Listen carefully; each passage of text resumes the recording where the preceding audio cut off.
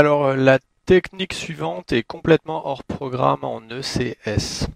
Mais il n'empêche, ça vaut le coup de qu'on vous l'explique un jour parce que même si un chapitre est hors programme dans votre filière, un prof peut toujours mettre au point une épreuve de concours qui utilise ce chapitre-là.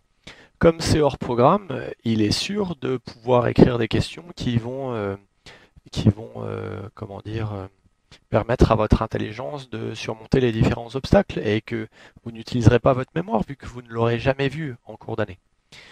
Et donc ça veut dire que quelqu'un peut faire des épreuves de concours dans lesquelles à un moment il faut faire une décomposition en éléments simples, même si c'est pas votre programme. D'ailleurs, c'est souvent fait en ECS, hein. Ils vous la donnent, enfin ils vous demandent de trouver les constantes, mais ils vous font faire ça. Et donc le fait d'avoir vu ça un jour en 1 heure ou 2 heures avec votre prof permet d'aller plus vite que tous les autres et de gagner des points. Et donc même si vous n'êtes pas obligé d'apprendre ça, ça vous sert d'avoir vu ça un jour.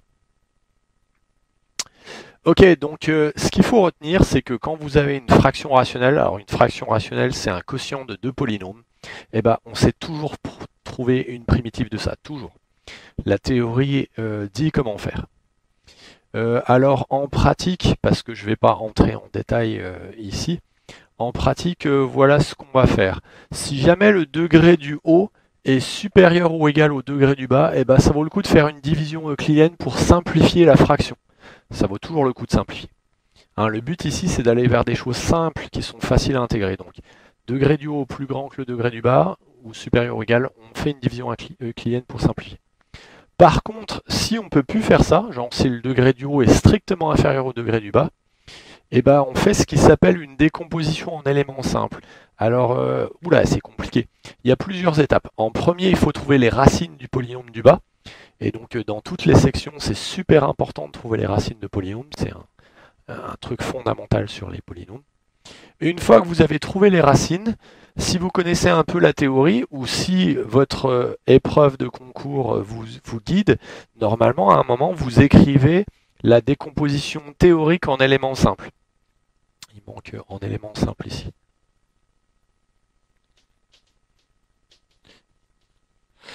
Alors cette décomposition théorique en éléments simples, elle fait intervenir des variables, des constantes. Et donc ensuite, il faut trouver ces constantes-là pour simplifier l'expression. Donc par exemple en ECS, ce qu'ils font, c'est qu'ils font faire une décomposition en éléments simples aux gens. Ils donnent la décomposition théorique et ensuite il y a une question où on demande aux gens de trouver les constantes. Alors souvent de manière bourrine, parce que les gens n'ont pas vu la théorie. Donc ils mettent sous le même dénominateur, ils résolvent des systèmes, alors que il y a des techniques que j'expliquerai peut-être dans une vidéo ultérieure qui permettent vraiment de trouver ça simplement. Passons sur les exemples. Donc en voilà 3. Et donc c'est des quotients de polynômes. Donc on sait les primitiver. Mais comment? Bah ouais, si vous connaissez pas la technique, c'est hardcore et vous y arriverez probablement pas. Mais bon, avec ça, voyons voir.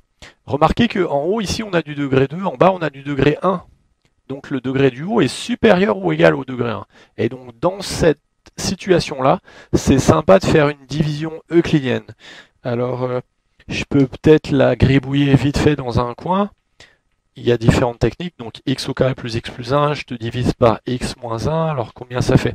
Il faut que je mette un x, ça fera un x au carré moins x, je fais ma soustraction, il me reste un 2x plus 1, il faut que je mette un plus 2, ça va faire un 2x moins 2. Et il va me rester 3 une fois que j'ai fait ma soustraction. Et donc ce truc-là, c'est donc égal à x moins 1 multiplié par x plus 2 plus 3, vous pouvez vérifier que ça marche, divisé par x moins 1. Et donc après avoir fait une division euclidienne, on peut séparer la fraction en deux, ça simplifie. On va trouver x plus 2, oh c'est mignon ça, plus 3 fois x moins 1. Et donc, cette décomposition en éléments simples, cette division euclidienne, a permis de remplacer une fraction très très moche par quelque chose de vachement plus simple et vachement plus facile à intégrer. Un polynôme, ça s'intègre facilement, et ça, on sait bien l'intégrer puisque c'est une translation sur un mono. Voilà, voilà, voilà. Alors, à noter qu'on n'est pas forcé de poser une division comme ça. Il y a d'autres techniques. On peut peut-être par exemple écrire que x c'est x moins 1 plus 1 et puis simplifier après avoir développé. Mais bon, ça marche toujours. Ok, voilà pour le premier exemple. Je donne pas la primitive, hein, je donne juste la décomposition qui permet de la trouver. Alors là, par contre, on est dans le cas où le degré du haut qui vaut 0 est strictement inférieur au degré du bas qui vaut 2. Et donc là, c'est pas la peine d'essayer une division euclidienne, ça donne rien. Du coup, il faut faire ce qu'ils disent là. Oh là là, il faut faire une décomposition en éléments simples. Dans un premier temps, il faut trouver les racines. Ah bah ça c'est facile, il y a 0 et moins 1.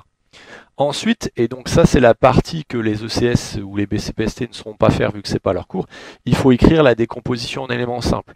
Et donc la décomposition en éléments simples, elle a cette tête-là. En fait, on voit à nouveau intervenir les éléments qui sont en bas avec des constantes qu'on va vous demander de trouver. Et donc, bon bah, en ECS par exemple, on va remettre sous le même dénominateur, identifier la gauche, la droite, résoudre un système, trouver les constantes, c'est super méga long et c'est pénible. Bon, il y a d'autres techniques, mais en tout cas, comme démonstration comment dire, ça serait pas ça la décomposition. Alors attendez, peut-être un 1 sur x là et un moins 1 sur x plus 1. Voilà. Comme ça, quand je multiplie, quand je mets sous le même dénominateur, en haut il me restera 1, en bas j'ai ça. Donc moi, ce que je vous conseille sur votre copie, c'est vous écrivez ça, vous mettez sur le même dénominateur, bam, vous trouvez ça, hop, fini. Et remarquez que ça s'intègre super facilement parce que 1 sur x, ça donne du log avec peut-être une valeur absolue, là pareil avec une translation. Alors il reste le bout là. Alors je vais devoir effacer quand même.